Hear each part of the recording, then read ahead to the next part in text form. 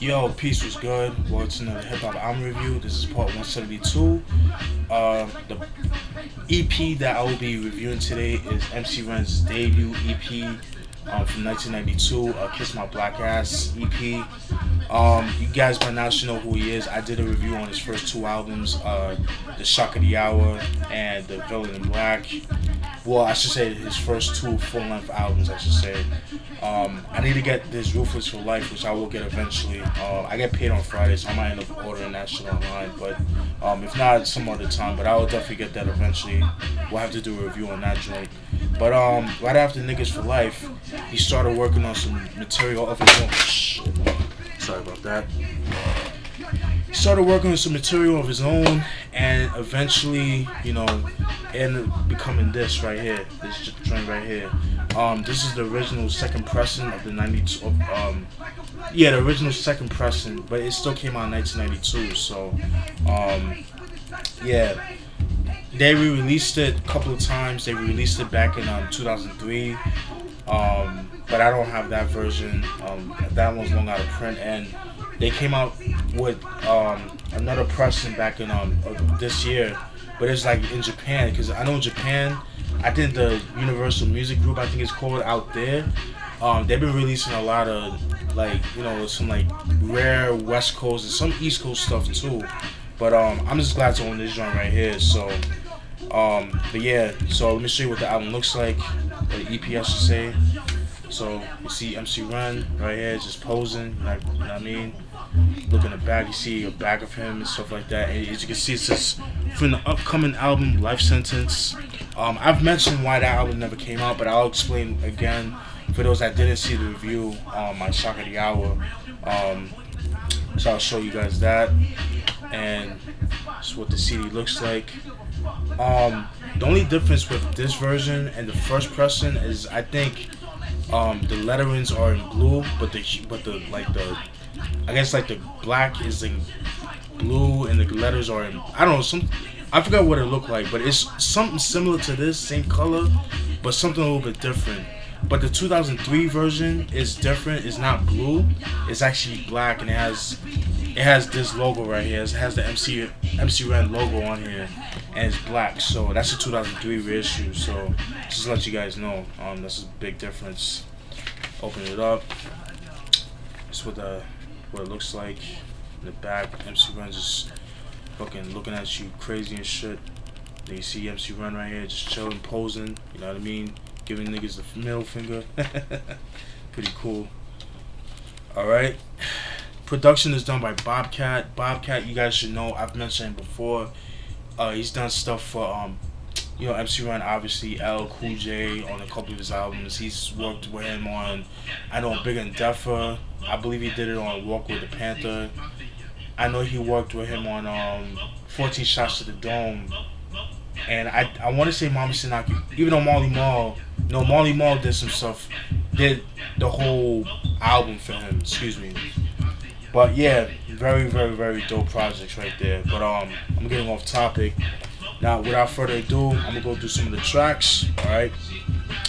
First track is just the intro.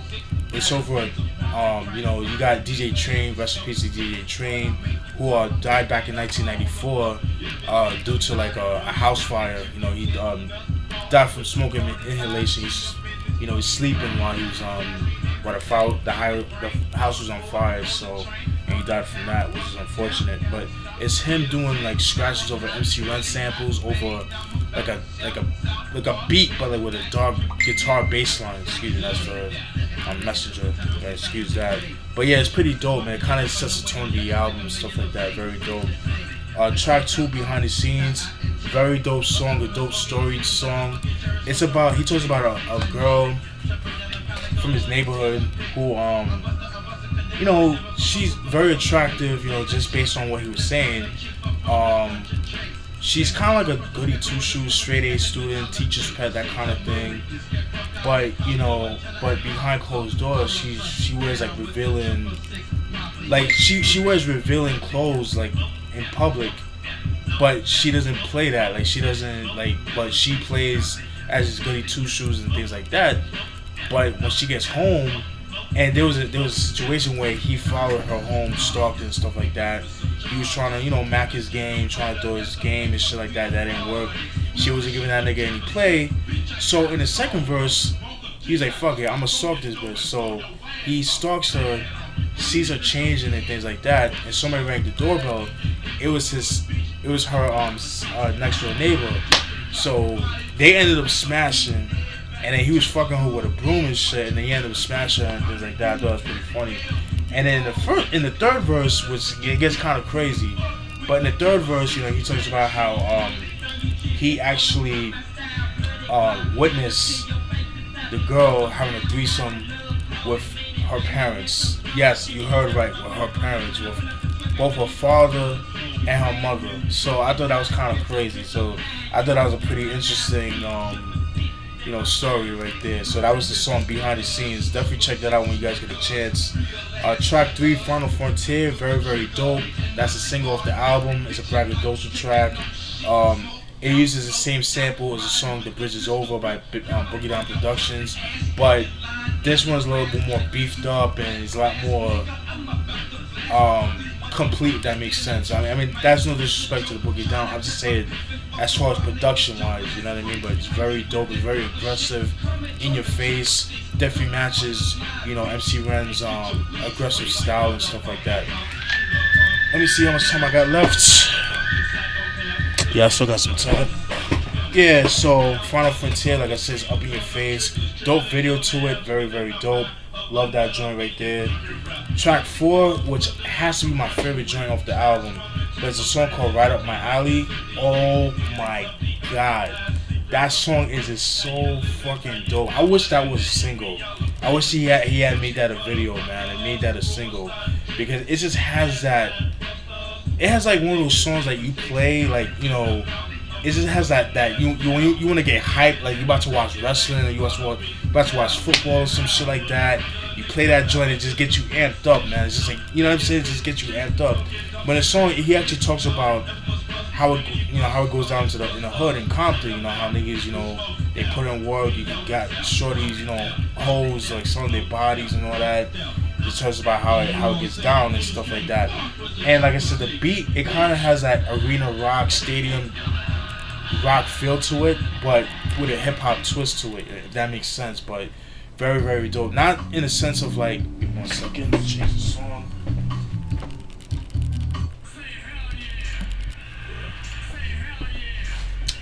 Yeah, like I was saying before, it's not like, speaking of Public Enemy, not like Public Enemy's like Bring the Noise, not like that with the Anthrax remix, I think that came out in 91. Not that, but it's weird, it's hard to explain, but it's dope. Highly recommend it. I love that genre. I just wish he made that a single. But definitely my favorite song off the album. Track 5, Hound Dogs, fucking love that track, very dope song.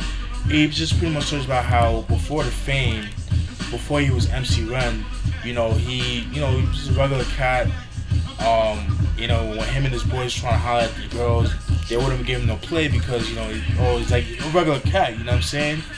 But then, after the fame, everybody wants to be on his dick and shit like that, and that's who he called hound dogs, like the cats that, that want to be on his dick, but then you wasn't giving him no play, you wasn't giving him props. And now because I'm famous now you want to be on my dick, so that's why he calls hound dogs and shit like that. So that's so relatable, and that goes for everything. Like as soon as you make a little bit of money, now everybody wants to be on your dick. You know what I'm saying? It's some fuck shit, if you ask me. Some fake shit. You know what I mean?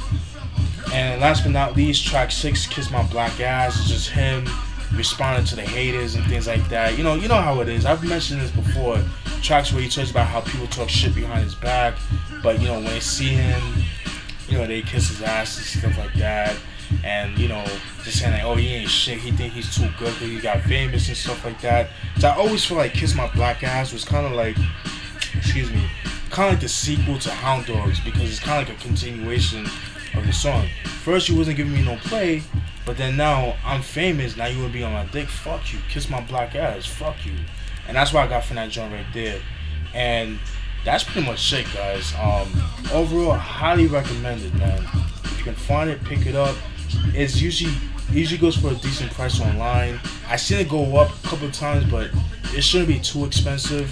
The thing with Life Sentence is that it was supposed to be an album that he was supposed to drop back in late 1992, but because around that time he actually converted to Islam, to the Nation of Islam. He converted to the Nation of Islam, so he joined the Nation of Islam, and because of that is what made him kind of scrap the album, because I guess the whole album Life Sentence was on some jail shit, was like on some like real street shit, and I guess like some of his views were kind of like, nah, let me not, because of my faith, let me scrap the album. But in Shock of the Hour, it was almost kind of like the same thing, but I mean, because if you listen to Shock of the Hour, it was a very dark album. I mean, the first half of the album, it was like his regular, street shit, gangster shit. But on the second half, it was more political and stuff like that. It was about police brutality and police corruption and all that stuff. But it was a really dark album, and that's actually my favorite album from him, actually. And it's unfortunate we won't get to hear Life Sentence, but it is what it is. Unless he has some dats in the stash that he could put out like some snippets or like some like a put out like a free album or re-release an album or some shit. Unless he really scrapped the album. But overall, very dope project. My only gripe with it is it's too short. I wish he made more joints off the album. If he had added at least like two more, at least like put like 12 songs on the album, I would have been good with that. You know what I mean? But I'm good with this album, and I'm good with Shock of the Hour as well as Villain in Black, which are my favorite project for MC Ren. I haven't heard Ruthless for Life to give you guys an opinion on it because I don't own it, but I will buy it eventually. Definitely stay tuned for that. And that's it, folks. Dope shit, timeless shit, dope G-Funk, hip-hop. Well, I wouldn't consider G-Funk because it doesn't really have the G-Funk vibe to it. I mean, it does, but it doesn't, if that makes sense. When I think of G-Funk, I think of the synthesizers, the whiny synthesizers and stuff like the Chronic and stuff like that. But very, very, very, very, very, very dope. Highly recommend it. If you guys like Ice Cube's America's Most Wanted, like, not trying to compare, but like in the same vein, then you'll get like the aggressive, in-your-face political hip-hop in that kind of sense, the aggressive gangster rap and shit like that I love from the early 90s, then this is highly recommended, man. And that's it, folks. Hope you guys enjoyed that. Stay tuned for more. Peace.